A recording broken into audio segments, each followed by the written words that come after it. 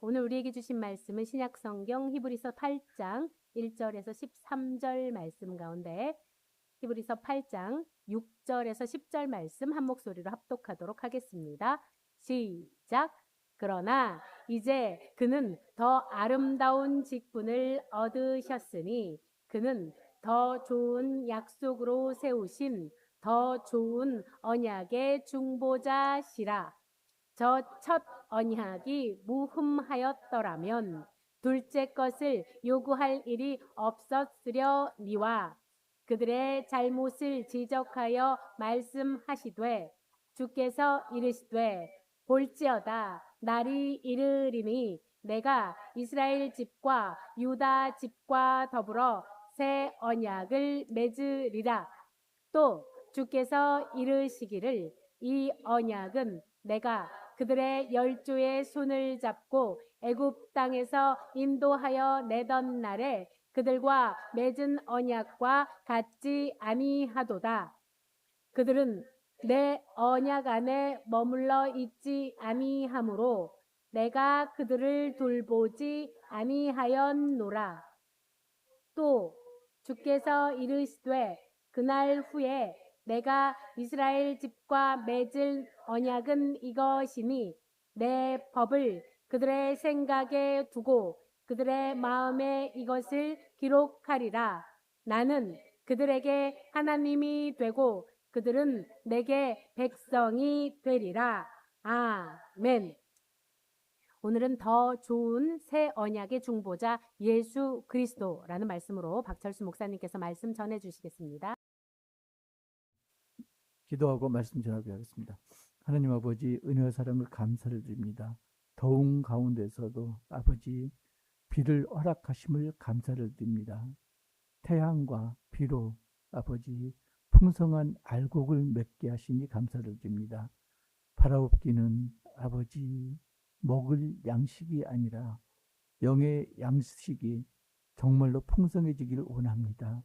그래서 세상의 가라지들이 아버지 전부 불타 없어지고 온전히 알곡으로 변하는 그런 이적이 일어날 수 있도록 아버지 저희와 함께하여 주옵소서. 이 시간 함께하여 주옵소서. 예수님 이름으로 기도드립니다. 아멘. 그 책을 쓰면요 가장 어려운 게 뭘까요? 여러분들이 책을 쓴다고 가정했을 때 가장 어려운 거. 그것 예, 두 번째. 가장 첫 번째가요. 책 제목 정하기예요. 왜냐면은 책은 나 혼자 보기 위해서 쓰는 게 아니거든요. 어떻게 해야 된다? 독자들 눈을 끌어야 된다. 그 중에 가장 중요한 게 뭐다? 책 제목이다. 그래서 카피라이터도 보면은 한 줄로 끌어당기잖아요. 그게 책 제목에 해당된다. 그 다음에 이제 쉽게 쓰는 건데, 여러분도 그랬잖아요. 저한테 쉽게 쓰라고. 근데 쉽게 쓰면 문제가 뭐냐? 쉬운 걸 좋아하는 사람들은 책을 안 봐요. 책을 보는 사람들은 쉬운 걸 안 보는 사람들이에요. 딜레마죠? 책 볼 것 같이 쉽다고 쉬운 책 엄청나게 많아요. 안 보잖아요. 쉬운 책 많은데 안 봐요. 결국 어떻게 해야 된다? 출판사에서 타겟을 하는 건 책을 많이 읽는 독자들 눈높이에 맞추는 책이에요. 그게 수준이 어느 거냐면은 고등학교 졸업, 고졸 수준이에요. 근데 우리가 원하는 건 뭐다? 중학교 수준으로 원해요. 그런 책이 있기는 있는데 안 팔려요. 안 봐요. 쉬운 거 쓰다고 그러면 안 봐요. 그래서 이제 작가들하고 출판사들이 굉장히 힘들어하죠. 제가 왜 이 이야기를 하냐면요. 우리 신앙도 똑같다. 우리는 신앙생활 하면서 쉽게 삶을 살기를 원해요. 그잖아요. 내가 예수님께 올려드렸고, 근데요, 솔직히 이렇게 가슴이 없고 생각을 해보세요. 예수님께 올려드린다고 안 올려드렸거든요. 그죠? 10가지 중에서 5가지는 올려드렸고, 나머지는 내가 꼭 갖고, 이건 안 돼요. 그래서 그 선교사님들 오셔가지고 이제 집회를 하거나 이럴 때 선교에 비전이 있는 분 손을 들라고 그러거든요. 아무도 안 들어요. 그리고 옆 사람 가르쳐요. 나 말고 쟤요. 그러거든요. 나는 아직 선교사 될 자질이 없어요. 그런데 모 집사님 보니까 저분은 선교사면 딱 맞다요. 나 말고 쟤요. 그런데요. 그 비전만 그런 게 아니고 고난도 마찬가지예요. 나보다 저 권사님 보니까 엉망진창인데 저분은 잘 나가게 하고 나는 왜 고난을 주시나요? 이럴 수가 있거든요. 그때 생각해야 되는 게 뭐냐면은 알곡과 가라지를 생각해야 돼요. 직분은 권사고 장로인데 서리 집사만도 못한 믿음 가진 사람이 많아요.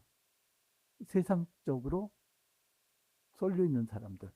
그분들은 결국은 교회 안에 있는 가라지예요. 그래서 그분들을 부러워하면 안 되고요. 내가 바라볼 건 뭐다? 주위 사람이 아니고 오직 예수님만 바라본다. 이게 안 돼 있으면은 흔들려요. 그래서 자꾸 이제 하나님하고 시험하기도 하고 그러죠. 내가 뭘 했으니까, 내가 10을 했으니까 하나님이 적어도 20 이상은 나한테 베풀어 줘야 돼. 반대급부를 줘야 돼. 그러는 거죠. 딜을 하는 겁니다. 내가 하나님이 원하시는 행동 하나를 했으니까 하나님은 내가 원하는 보답을 적어도 2개는 해주셔야 돼. 그런데요, 명심해야 될 게 하나님이 얼마나 이렇게 긍휼이 많으신 분인지 모든 걸 응답을 해주세요. 근데 언제? 하나님의 시간에. 그래서 응답되는 게요, 내가 죽은 다음일 경우가 많아요. 응답되는 게. 벌 받은 것도요, 내 당대에도 벌을 받지만은 내 자식들이 벌을 받을 수도 있어요. 물론 이제 예수님은 그 이야기했죠. 아비가 신포도를 먹었다고 그래서 자식의 이가 쉬지 않는다. 벌은 당대에 그친다고 말씀을 하셨어요. 그렇지만은 보고 배우면은 애들이 엄마 아빠 그대로 따라합니다. 그러면은 유전이 아니고요. 자기들의 죄를 자기들이 벌을 받는 거예요. 그러니까 그건 부모의 유전이 아니에요. 아이들이 엄마 아빠를 보고 배운 거지. 후천적으로 학습한 것, 거기에 대한 벌을 받는 거죠. 그래서 우리는 어떻게 살아야 되느냐? 결국은 없어요. 결국은 우리가 볼 건 누구다? 주님만 바라보고 뚜벅뚜벅 걸어가야 된다. 과거에 줬던 거 전부 잊어버려야 된다. 신명기 보면은 그 이혼 문제에 대해서 이야기를 하거든요. 이혼 사유가 딱 하나였습니다. 뭐였나요? 부정을 저질렀을 때. 그거 외에는 이혼을 하면 안 된다 그랬어요. 부정을 저질러 가지고 이혼을 했습니다. 근데 이혼하고 다른 사람하고 살아보니까 첫사람이 진짜야. 그래서 둘째 사람을 버리고 첫사람한테 돌아옵니다. 어떻게 해야 될까요? 회개하고 뉘우쳤어. 그리고 당신밖에 없어. 어떻게 할까요? 그때. 모세율법에는 다시 돌아오면은 음행하는 거라. 그렇게 말했습니다. 그러니까 받아줘서는 안 된다. 이렇게 이야기했습니다. 자, 이게 어떤 거 같냐면요. 제가 이게 갑자기 생각나요. 왜 그랬냐면요. 고소영 씨가 갑자기 생각나가지고 위자료로 거기 300억을 투자해갖고 1조를 벌었더라고요. 이혼하는데. 노소영. 예. 예. 아, 여러분도 나이 먹어봐요. 성 바꾸는 거 쉬워. 근데 그 300억이 자기 게 아니고 노태우 거라면서요. 이게 그 정치자금, 이재명 대통령 그걸 어떻게 할지, 일제 부역한 사람들의 후손들의 자산을 그걸 몰수하는 법안을 제정하겠다 했는데, 과연 그 뇌물 받은 거 그걸 상속받았을 때 그걸 몰수하는 법안을 다시 만들 것인가, 귀추가 주목됩니다. 아무튼 여러분들 어떻게 생각하세요? 그걸 몰수를 해야 될까요? 더러운 돈이지만은 상속받는 게 마땅할까요? 그건 이제 생각을 해보시고 예, 그건 이제 세상적인 법정이니까. 기독교적 입장에서는 그건 아니죠. 분명하게 아닙니다. 그건 죄가 대물림되는 그런 거예요.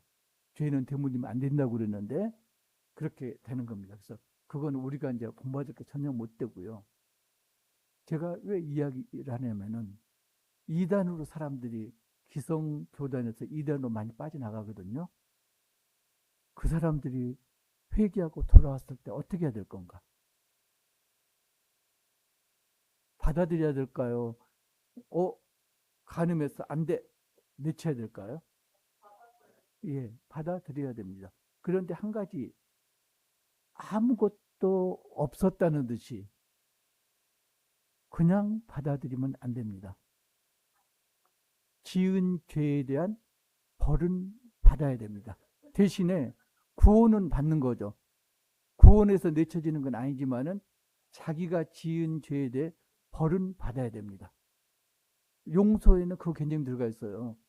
내가 너를 용서하노라. 구원은 시켜주겠다. 그렇지만은 내가 그동안 지은 죄는 어떻게 된다? 합당한 벌은 받아야 된다.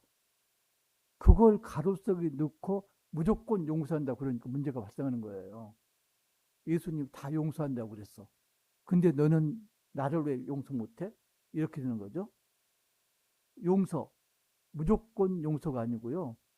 무조건 구원하는데 용서는 어떻게 한다? 네가 저지른 죄만큼 벌을 받아야 된다. 그런 다음에 용서를 받는다. 전제 조건이 따라 있습니다. 지금 히브리인들, 히브리서가 계속 이야기하죠. 옛것, 옛것이 뭔가요? 율법하고 그 다음에 제사장 제도하고. 옛것은 지나갔고 낡아졌고 더 이상 유용하지 않다. 왜? 새 것이 나타났다. 그 새 것이 뭐다? 예수 그리스도다. 그래서 예수 그리스도가 율법을 완성하셨기 때문에 대제사장 제도는 더 이상 무익하다. 계속 히브리서 1장부터 이야기를 하잖아요. 예수 그리스도하고 율법하고 계속 비교하면서 이야기합니다. 첫 번째로 대조했던 게 뭔가요? 예수 그리스도하고 천사하고 대조해서 이야기합니다. 예수 그리스도는 천사보다 더 뛰어나신 분이다. 왜? 천사는 피조물이다. 그런데 예수 그리스도는 하나님의 아들이다. 하나님께서 예수님에게는 너는 내 아들이다. 내 우편에 앉아 있으라. 이렇게 말씀하셨지만은 천사에게는 너는 내 아들이다. 그런 말씀을 하신 적이 없다. 두 번째로 대조했던 게 모세입니다. 모세는 선지자의 대표. 이스라엘 민족에게 율법을 전해준 사람. 그죠? 그런데 모세하고 뭘로 비교하나요? 집을 통해서 비교를 합니다. 모세는 집을 맡은 뭐다? 청직이다. 그런데 예수님은 그 집의 주인이다. 그러면은 집주인이 더 높은가? 집주인은 집에 와보질 않아. 1년에 한두 번 와봐. 그러면은 집주인이 더 높은가? 아니면은 날마다 집을 다스리는 청지기가 더 높은가? 누가 높아요? 집주인이 높죠. 그잖아요. 와보지 않더라도 집을 소유한 사람이 더 높잖아요. 왜? 청지기를 고용했으니까. 비교를 합니다. 그 다음에 이제 멜기세덱을 내세우죠. 멜기세덱을 왜 내세우나요? 제사장 직분을 설명하기 위해서. 이스라엘의 제사장은 어떤 역할을 했나요? 하나님께 백성들의 죄를 사해달라고 제사 드리는 역할을 한 게 제사장이었죠. 그러니까 하나님과 이스라엘 백성 사이에서 죄의 문제를 하나님께 올려드리고, 그리고 어떻게 했나요? 짐승에게 죄를 전가해서 속죄 받는 거고, 그게 이스라엘 제사장들이었다. 그런데 그 사람들은 어떤 거였다? 혈통에 의지했다. 아론 계열 그리고 레위 지파가 대대로 제사장 직분을 영위를 했다. 그러면은 제사장이 한 명이 아니잖아요. 제사장이 죽으면 또 제사장 새로 세우고 해서 무수히 많다. 그런데 제사장은 죄가 있다 없다? 죄가 있다. 자신의 죄를 위해서도 제사를 드려야 됐다. 전부 통틀어서 뭐다? 제사장 제도는 불완전하다. 그죠? 제사장 자체도 죄인이고, 그잖아요. 그런데 그걸 완전히 무너뜨릴 예수 그리스도가 오셨다. 율법을 완성하셨다. 그리고 제사장을 대체하셨다. 그 모형이 누구다? 멜기세덱이다. 멜기세덱은 족보도 없고 어머니도 아버지도 모르고 태어난 날도 모르고 죽은 날도 모르고 영원히 하나님의 제사장으로 있는 자. 예수 그리스도는 그 멜기세덱의 반차를 따른 분이다. 그러니까 예수 그리스도는 레위 계통이 아니다. 유다지파잖아요. 그러면 왕의 계보에서 지금 제사장이 태어난 거죠. 이런 거다. 또 하나, 레위 계열의 제사장들은 수명이 있어가지고 계속 대를 이어서 제사장 직분을 많은 사람이 영위해야 됐다. 뭘 통해서? 속죄 제물을 통해서. 그런데 예수 그리스도께서 어떻게 하셨다? 자신을 속죄 제물로 드려서 단번에 속죄를 이루셨다. 그래서 더 이상 속죄 제사를 드릴 필요가 없다. 효력이 영원히 미친다. 또 하나 가장 큰 특징이 뭐였나요? 아론 계열의 제사장들은 죄인이었다. 사람이었다. 그리고 땅에 있었다. 땅에 있는 성전에서 제사를 지냈고 땅에 있는 사람이었다. 그런데 예수 그리스도는 하나님의 아들이니까 하늘에서 와서 땅에서 사셨다. 그러니까 하늘과 땅의 사정을 누구보다도 잘 아는 분이 누구다? 예수 그리스도다. 그래서 예수 그리스도는 인간 제사장들보다 훨씬 뛰어나시다. 지금까지 7장까지 내용이에요. 8장에서는 뭔가 언약을 새로 세우셨다. 이 이야기입니다. 자, 이건 이제 멜기세덱하고 예수 그리스도에 대한 내용이고요. 이건 이제 왕이면서 제사장이다. 그리스도가 왕이면서 제사장이다. 이게 이제 7장 28절. 시간이 없도록 저기 읽어보죠. 8장 2절까지. 7장 28절 시작. 율법은 약점을 가진 사람들을 제사장으로 세웠거니와 율법 후에 하신 맹세의 말씀은 영원히 온전하게 되신 아들을 세우셨느니라. 지금 계속 말씀드리는 내용이죠. 8장 1절 시작. 지금 우리가 하는 말의 요점은 이러한 대제사장이 우리에게 있는 것이다. 그는 하늘에서 지극히 크신 이의 보좌 우편에 앉으셨으니.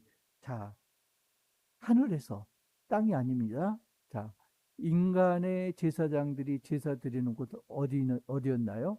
하늘이 아니고 땅에 있는 장막, 땅에 있는 성전. 그런데 예수 그리스도가 제사를 드리는 곳은 어디다? 땅에 있는 성전이 아니고 하늘에 있는 성소다. 자, 보좌 우편이라는 건 어떤 뜻이 있느냐? 그리고 보좌 우편에 앉으셨으니. 그러니까 중요한 게 보좌 우편하고 앉으셨으니. 우편이라는 의미가 어떤 뜻이 있다고 그랬나요? 동등하다는 의미. 하나님 우편에 앉으셨으면 하나님과 동등하다. 그러니까 하나님이 왕이시니까 예수님이 왕이시다. 왕이시면서도 제사장이다. 그런 의미죠. 이게 이제 요한복음 보면은 19장 30절에 십자가상에서 예수님이 말씀하셨죠. 어떤 말씀 마지막에?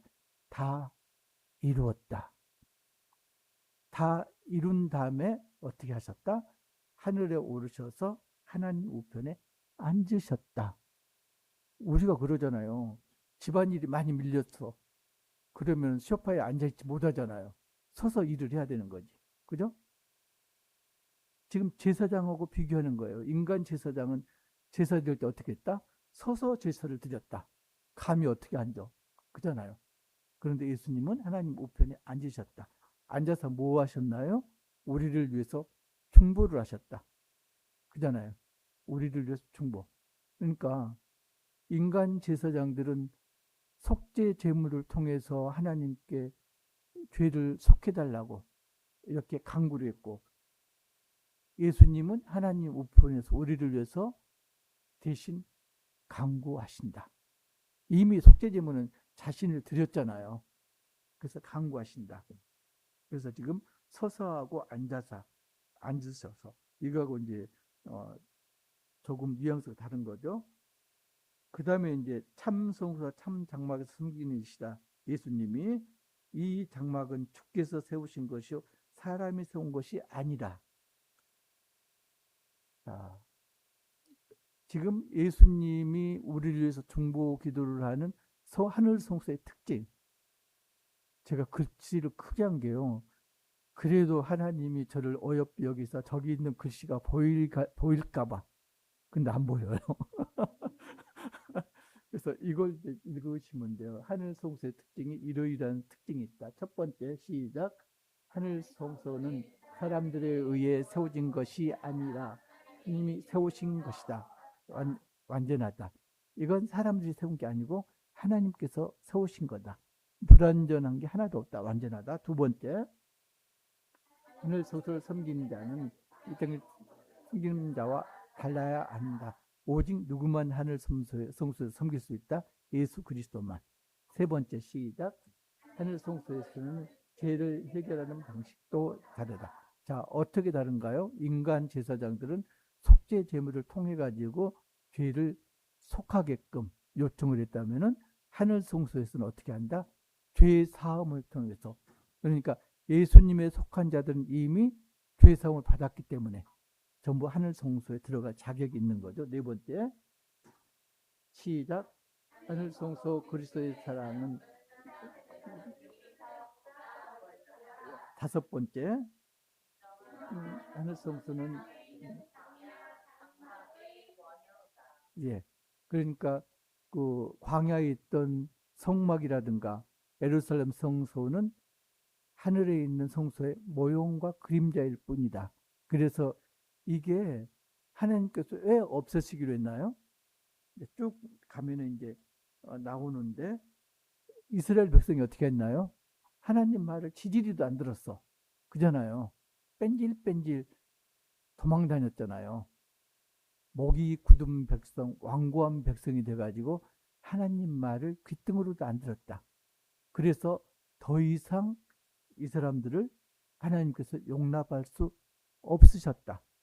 그래서 어떻게 하셨다고요? 6절 시작. 그러나 함께요. 그러나 이제 그는 더 아름다운 직분을 얻으셨으니 그는 더 좋은 약속으로 세우신 더 좋은 언약의 중보이시다.